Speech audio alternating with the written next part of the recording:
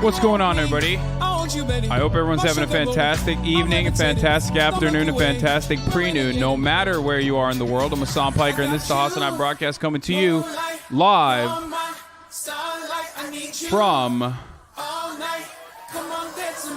sunny New York, ladies and gentlemen. New York, baby. It's an East Coast kid.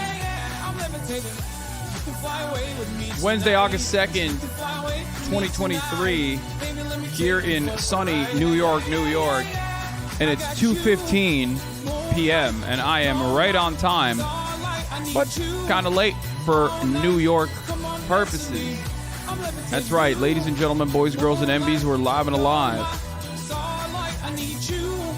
And I hope you're all having a fantastic one. I certainly am. That was HasanAbi sings Levitating by Dua Lipa AI cover, Hasan X Dua. And, this is the part of the broadcast where I tell you a little bit about my personal news, about what's going on in my life. And, we're still going to do that. That's precisely what we're going to do here, because I'm live and I'm alive. I need to log on to my Twitter account. Forgot that. I'm on a new computer here. I am currently in a facility that I've utilized before, coming to you live from New York. Wonderful that they allowed me to work here. I am not utilizing Murat's equipment. No, I did not do that for such a short trip because it's only a 2-day trip. For the record, for those of you who are wondering, you might be thinking, Hasan, what do you mean? Why are you in New York? What's happening? I don't understand. Yes, that's right. I'm in Trump Tower, ladies and gentlemen. Is this Johnny Harris's CIA cubicle? Yes. Are you going to be back in time for leftovers tomorrow? Yes, you fucking parasocialists. Yes. All right. Let me begin. So this is the part of the broadcast where I tell you a little bit about my personal news, about what's going on in my life in between the time period where I pressed the stop streaming button and pressed the start streaming button. And plenty has happened in that time. Monday, I live streamed. I ended the broadcast. I got on a plane. I flew to New York on an overnight plane ride, which was, it was fine. It's whatever. It's a relatively short trip, except the issue is it's maybe a little too short for a successful red eye, because as you guys know, I'm a very successful flyer. I pride myself on that. I pride myself on being a flyer that is excellent, no time wasted. Boom, boom, boom. Hand luggage only, hand carried luggage only, that sort of thing. It's only a 2-day trip. It's not a big deal. So this was unfortunately a little too short of a red eye. It's only like 5 hours. So Murat and I, we took Tylenol PMs, which was a mistake, because the Tylenol PM is fine if you fall asleep, but then you got to wake up. And in a 5-hour ride, I had to wake up 5 hours later, which of course was not great. I got like 4 hours of sleep or whatever, and then we checked into a hotel near Newark Airport, right next to Newark Airport actually, so we could sleep a little bit more until my mom's dissertation happened. Now, for those of you who don't know, my mom has been writing a thesis for some time now, for a couple years. It is about the Orientalist influences from the later part of the 1800s all the way to the Gilded Age, and she had to defend that thesis. It was a 6-year project in the making, and she finally was able to do that. No, not like Edward Said. Orientalism as a interior design. Orientalist influences in interior design, so it's a little bit different, like interior architecture. So that's what she did. She defended it boldly and brilliantly, and she passed, and they gave her the revisions. It was a gruesome experience to watch. I am not too familiar with it, as I am simply just a Bachelor of Arts and Sciences guy. I only have a BA. I'm the only one of the family who doesn't have a graduate or higher. No masters, no graduates, no nothing, no PhD. Yes, because I'm a fucking L-receiving, uneducated loser. But I was unfamiliar with the process. My dad is familiar with it. Murat's familiar with it. Anyway, this was like 6 years culmination. Lots of reading, lots of research, lots of writing. it was great to finally get there. It's great to watch that happen. It was also, however, kind of a ruthless process when you see someone whose like entire life's work for 6 years be brought in full display of your professional peers and the head of the graduates program and all of this stuff, and then you have to defend it, and then they kind of like rip it apart, and I was just sitting there like white knuckling through the entire meeting thinking like that they're dissing my mom, and I was frustrated, but like she was very happy at the end of it. She's like, no, that was great actually. So that was an interesting experience to watch. And then after that, I was going to come into New York after that process was done, which it was. I got us a hotel room in New York where we were going to be staying. And then I was planning on streaming. But because I was so incredibly tired, I instead got to the hotel and I passed out. Like I had this whole process set up for myself. I was going to stream. No day off, you know what I mean? Maybe a short one on Tuesday and then another one today.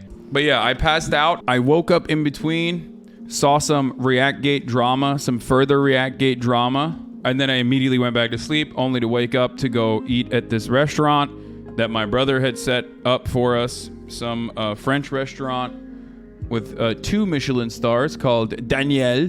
That's where we went last night. And let me tell you, the chef's name is Daniel Belud, okay?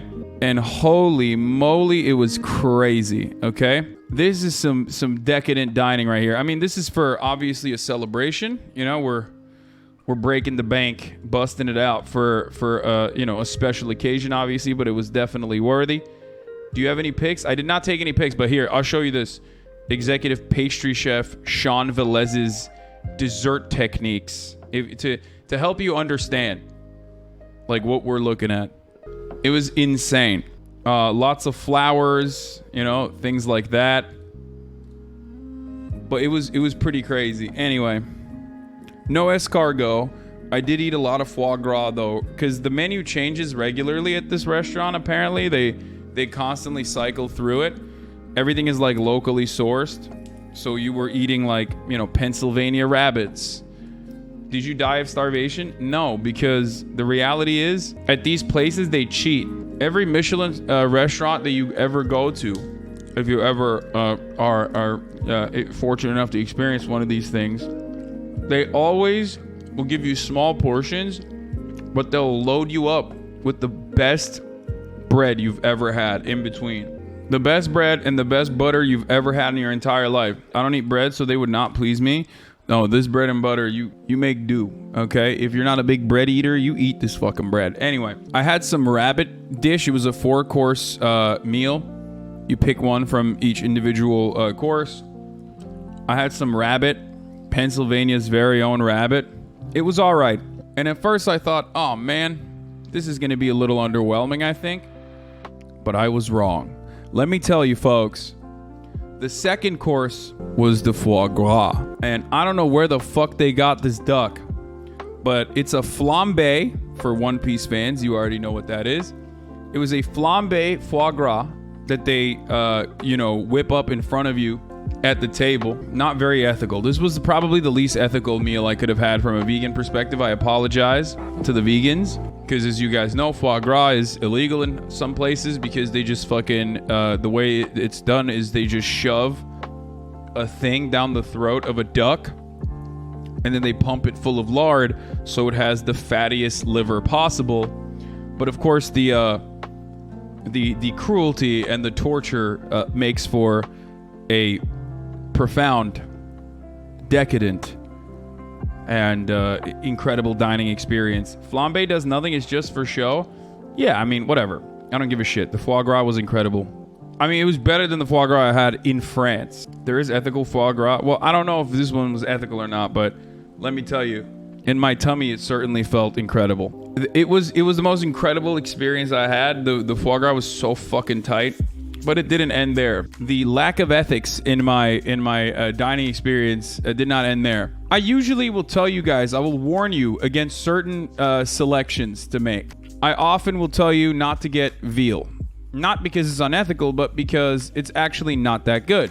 veal is not very tasty in normal circumstances because it's just not very fatty. It's just not a good cut of meat. It's not very fatty. Anyone who tells you otherwise is wrong. That's the whole point. It's like filet mignon. It basically, filet mignon is not a good cut of meat in the way that you like it's not the tastiest cut of meat. It's a good cut of meat, but it's not the tastiest cut of meat because it's not as fatty. Because the texture of the fat and the way that the fat mixes in with the protein is what makes a steak incredible. That's why if you ever have the opportunity, I would recommend going with a ribeye cut instead. Yeah.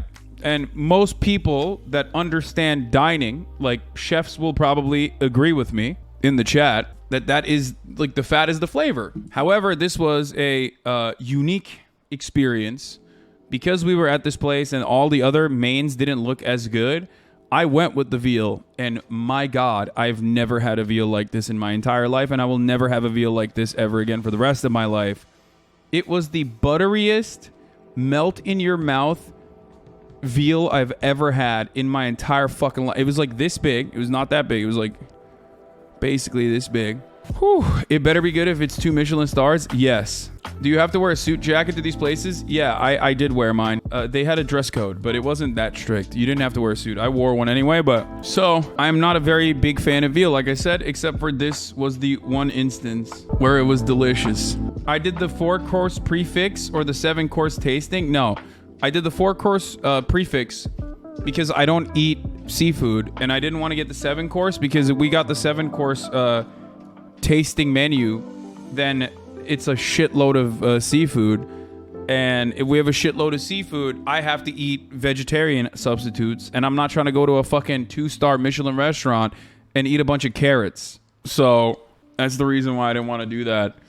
And luckily my family obliged, and they were like, you know what, we're all in this together, let's do the 4-course tasting anyway, and go a la carte. Anyway, that was incredible. The desserts were all right.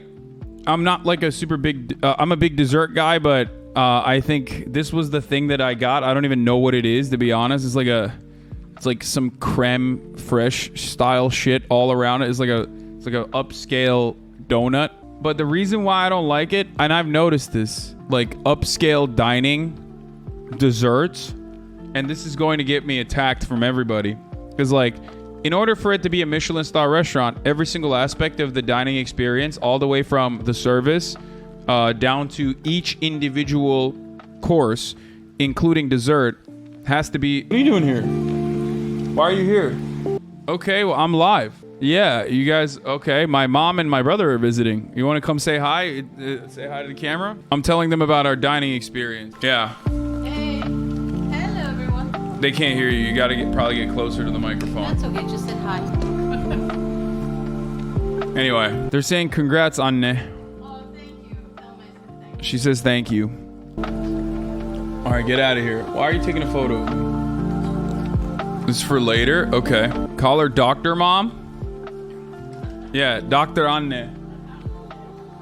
So, what was I saying? Oh, yeah. The reason why I don't like dessert at places like this, honestly, is because in order for dessert to be gourmet, oftentimes I think a lot of pastry chefs and dessert chefs, like pastry chefs in general, will draw inspiration from natural sweeteners. So it's really fruity. Like all of the desserts are really fruity. And as a big sweet tooth man, I like processed sugars. And I think sometimes they need to make it processed. And I don't think they do that. And it's like there's too much fruit. And I don't really like it that much. I mean, it was fine. It was great. But as far as the experience, the decadent meal experience goes, I think like if the foie gras and the veal was like an 11 out of 10, the dessert was like an 8. Our waiter at a Michelin 3-star restaurant accidentally drops a black truffle at the table. They shot him in the parking lot for making a service faux pas. Yeah. No, it's nuts. Like, I'll tell you, it's so methodical. Like, for example, if you have your menu open in front of you before the server comes over, before the waiter comes over, if you have your menu open, they will not come to your table. You have to close your menu, and it literally, the waiter will materialize out of nowhere. You're like, what the fuck just happened? As soon as every single person at the table closes their menu, boom, he just pops out of nowhere. You're like, what the fuck? Or when you get up, a server will come and immediately fold your napkin. It's stuff like that. Yeah, 100 stealth servicers is right. Did you tip? Yeah, of course, dude. What do you mean? No, I didn't tip, dude. My friend is a Michelin star fanboy. He told me about a 3-star that bought a coat warmer so you'd be comfier when leaving in the winter. That's insane. Yeah, but it's shit like that. Also, as far as like the wait staff at places like this, I mean, I'm pretty sure. Are you getting recognized? Did you get recognized? Yeah, of course. The funniest one was when I was waiting for my mom's dissertation to be over, and some kid who's like there over the weekend in the library was like, "What the fuck, Hasan?" But yeah, I've been recognized a bunch. I got recognized on the plane. Anyway, today I woke up this morning. We went around. We went and did a classic touristy ass Soho experience, and that's it. It's time to blast off and get started. Oh yeah, Kaya updates. I'm done. I'm never leaving Kaya with Ray again. Okay, it's over. It's Jover. That's not happening. There's drama. No, it's fucking bullshit. Like, Kaya loves her more than me, and I don't like that. I don't like that one bit. I'll say it. It's fucked up. Y'all are the worst. Okay, but also the best. I love that shit.